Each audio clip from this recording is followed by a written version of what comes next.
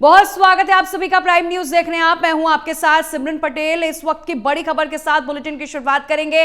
America ने भारत पर tariff एक बार फिर से बढ़ा दिया है। यह बड़ी खबर इस वक्त की सामने आ रही है। भारत में अब 50% टैरिफ जो है अमेरिका की तरफ से लगाया गया है। यह बड़ी जानकारी आपके टीवी स्क्रीन पर। अमेरिकी राष्ट्रपति डोनाल्ड ट्रंप ने बड़ा बयान दिया है। कहा कि रूसी तेल को लेकर ट्रंप ने यह बयान दिया है। भारत पर टैरिफ लगे सिर्फ 8 घंटे हुए हैं, ये डोनाल्ड ट्रंप ने बयान भी दिया है। और साथ ही साथ ये भी कहा कि अभी बहुत कुछ बाकी है और भी बहुत कुछ देखने को मिलेगा। ये अमेरिकी राष्ट्रपति डोनाल्ड ट्रंप की तरफ से कहा गया है। और जानकारी आपको ये दे दे कि टैरिफ जो पहले 25% लगाई गई थी भारत पर, अब अमेरिका की तरफ से 50% टैरिफ लगाई गई है। और साथ ही साथ स्टेटमेंट जो है डोनाल्ड ट्रंप का सामने आया। उन्होंने कहा अभी बहुत कुछ बाकी है।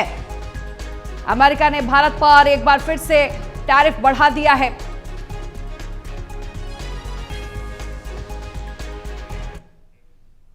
एक और बड़ी खबर सामने आ रही। भारत और रूस ने 11वीं कार्य समूह की बैठक आज होनी है। यह बैठक आयोजित की गई है। यह बैठक काफी खास है। जानकारी आपको यह भी दे दे, औद्योगिक सहयोग बढ़ाने के लिए इस बैठक में चर्चा होगी। प्रोटोकॉल पर हस्ताक्षर भी किए जाएंगे। तो बैठक काफी महत्वपूर्ण बताई जा रही है। एल्यूमिनियम, उर्वरक, रेलवे और खनन तकनीकी शामिल है। प्रमुख फोकस भी होगा इसमें। तो बैठक काफी महत्वपूर्ण है। ब्रिक्स ढांचे के तहत भारत और रूस संबंध और गहरे होंगे। ये कदम तनाव के बीच रणनीतिक साझेदारी को भी मजबूत करेगा। ये देखिए बड़ी जानकारी आपकी टीवी स्क्रीन पर। बैठक काफी महत्वपूर्ण बताई जा रही है और ये कदम जो है तनाव के बीच रणनीतिक साझेदारी को काफी मजबूत करेगा। औद्योगिक सहयोग बढ़ाने पर प्रोटोकॉल पर हस्ताक्षर किए जाएंगे। तो आज ये बैठक होनी है। भारत और रूस ने 11वीं कार्य समूह बैठक आयोजित की गई है। औद्योगिक सहयोग के बढ़ाने के लिए प्रोटोकॉल पर हस्ताक्षर किए जाएंगे। 50% टैरिफ के विरोध में ब्राजील भी है। और जानकारी आपको यह भी दे दे कि WTO पहुंचा है। वहीं ब्राजील के राष्ट्रपति ने बड़ा बयान दिया है। लुला दा सिल्वा ने ट्रंप से बातचीत करने से साफ तौर पर इनकार कर दिया है। अमेरिकी राष्ट्रपति ट्रंप के साथ टैरिफ वार्ता से इनकार किया गया है। उन्होंने कहा मैं खुद को अपमानित नहीं करूंगा। यह लुला दा सिल्वा का कहना है।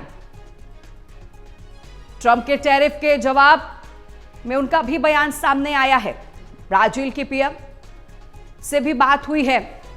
और देखिए लगातार डोनाल्ड ट्रंप जो है कई देशों पर टैरिफ बढ़ाते हुए नजर आ रहे हैं।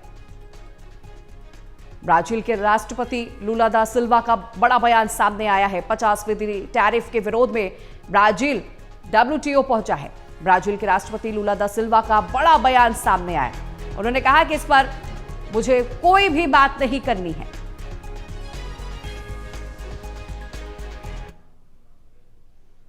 आज 11 बजे लोकसभा और राज्यसभा की कार्रवाई शुरू होगी। आज भी हंगामेदार सदन की कार्रवाई रहेगी। दोनों सदनों में विपक्ष जो है लगातार तमाम मुद्दों को उठाता हुआ नजर आ रहा है। SIR पर चर्चा को लेकर विपक्ष लगातार अड़ा हुआ है। विपक्ष का कहना है कि SIR पर चर्चा होनी चाहिए और उम्मीद यह भी जताई जा रही है कि आज भी जब सदन की कार्रवाई शुरू होगी तो दोनों सदनों में हंगामा देखने को मिलेगा।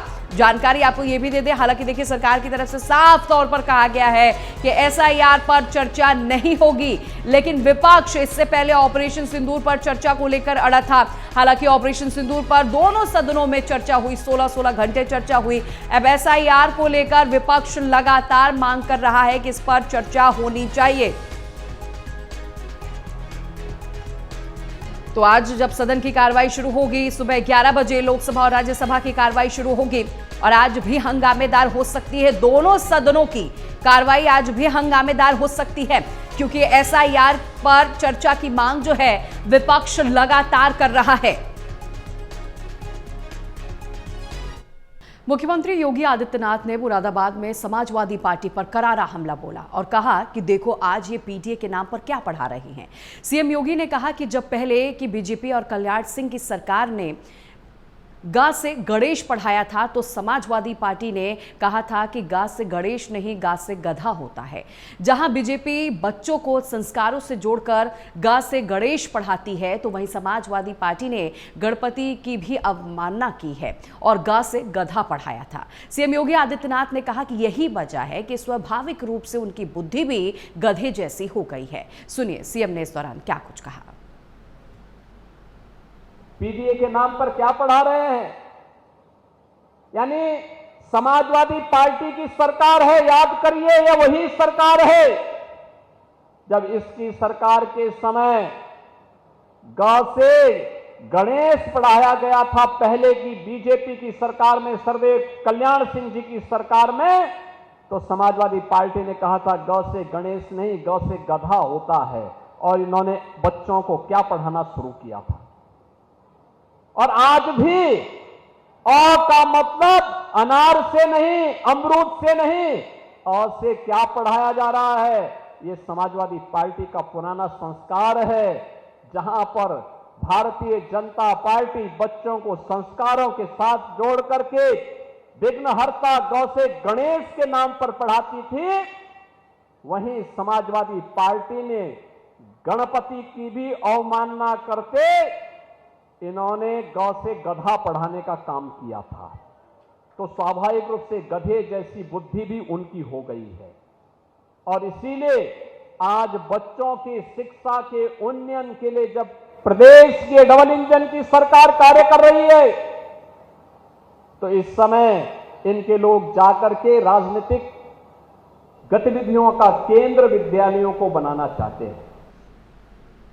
खबरों में आगे बढ़ेंगे और इस वक्त की बड़ी खबर सामने आ रही। उत्तरकाशी में सीएम पुष्कर सिंह धामी ने बैठक की है। देर रात उत्तरकाशी में ये बैठक हुई है, कैंप कार्यालय में बैठक हुई है और इस बैठक में एनडीआरएफ, आईटीबीपी के अधिकारियों के साथ सीएम धामी ने बैठक की है। ये बड़ी जानकारी आपकी टीवी स्क्रीन पर। धराली में चल रहे बचाव अभियान की समीक्षा की गई है। उत्तरकाशी में मुख्यमंत्री धामी ने देर रात बैठक की है। सीएम धामी ने उत्तरकाशी में बैठक की है, जिसमें एनडीआरएफ, आईटीबीपी के अधिकारी भी इस बैठक में मौजूद रहे और धराली में चल रहे बचाव अभियान को लेकर समीक्षा की गई है। आपको जानकारी दे दें, सेना, एनडीआरएफ, आईटीबीपी और एसडीआरएफ, उत्तराखंड पुलिस और स्थानीय प्रशासन के सहयोग से धराली में व्यापक बचाव अभियान लगातार चलाया जा रहा है। और ये तस्वीरें आपकी टीवी स्क्रीन पर हम आपको दिखा रहे हैं। सीएम धामी ने बैठक की है और इस बैठक के दौरान जो रेस्क्यू लगातार देखिए चल रही है, क्योंकि रेस्क्यू में भी बाधा जो है वो निकलकर सामने आ रहा है।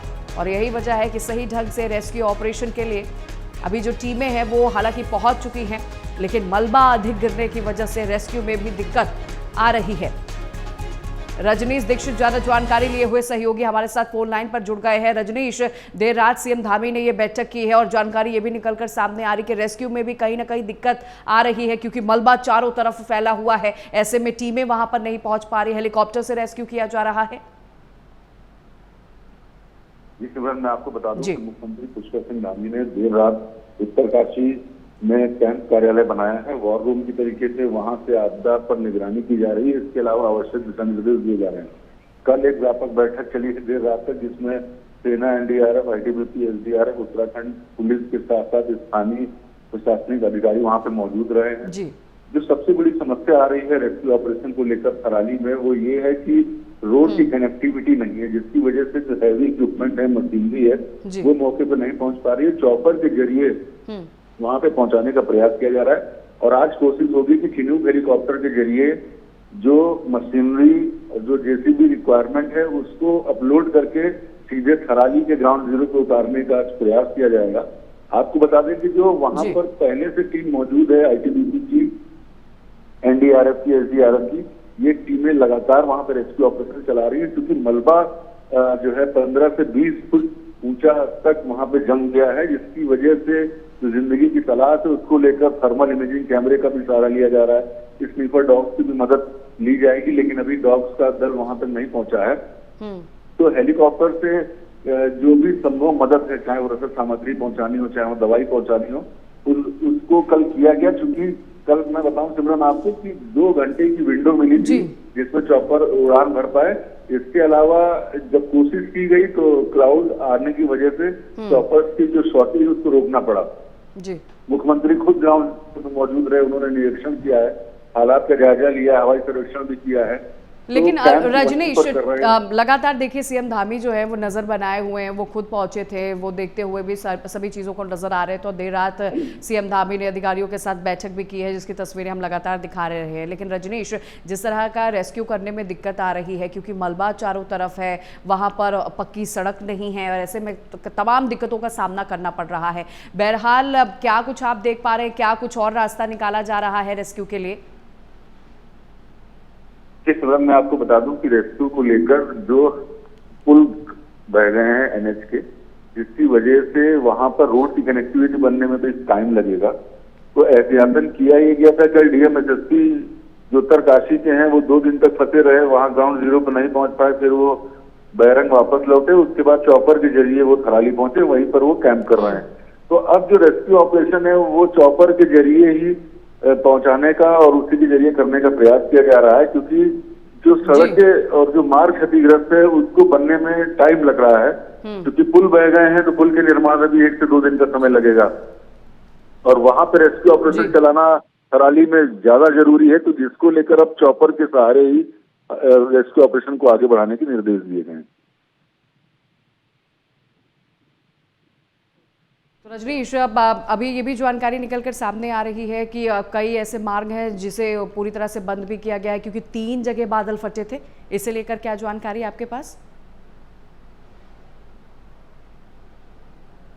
रजनीश, आप मुझे सुन पा रहे हैं?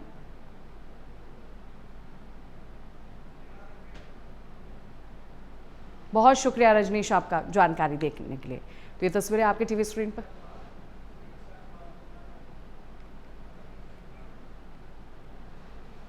खबरों में आगे बढ़ेंगे। धर्मगढ़ के डिप्टी कलेक्टर कार्यालय में नई डिप्टी कलेक्टर के रूप में प्रज्ञा अग्रवाल कार्यभार उन्होंने ग्रहण किया है। बता दें कि पूर्व डिप्टी कलेक्टर धीमान चकमा को क्रॉस के मालिक से 10 लाख रुपए की रिश्वत लेते हुए विजिलेंस द्वारा गिरफ्तार कर जेल भेज देने के बाद अतिरिक्त डिप्टी कलेक्टर अजय प्रकाश तिर्की ने धर्मगढ़ के प्रभारी डिप्टी कलेक्टर के कार्यभार संभाल लिया है। नए डिप्टी कलेक्टर ने पत्रकारों से बातचीत करते हुए और सरकार के विभिन्न विकास कार्यों को समुचित क्रियान्वयन करने के लिए सभी का सहयोग मांगा है।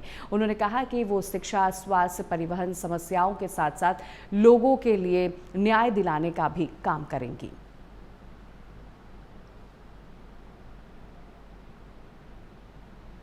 भगवान शिव की आराधना के महापर्व श्रावण मास के अवसर पर अशोकनगर के राजा श्री राजेश्वर सरकार ने शाही पालकी यात्रा का आयोजन किया गया। इस भव्य पालकी यात्रा में श्रद्धालुओं का सैलाब उमड़ा रहा।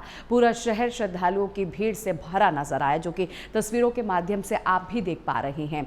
पालकी यात्रा में भगवान शिव और माता पार्वती की शाही वेशभूषा में झांकी निकाली गई। इसके अलावा मंदिर में भी विशेष पूजा अर्चना की गई है।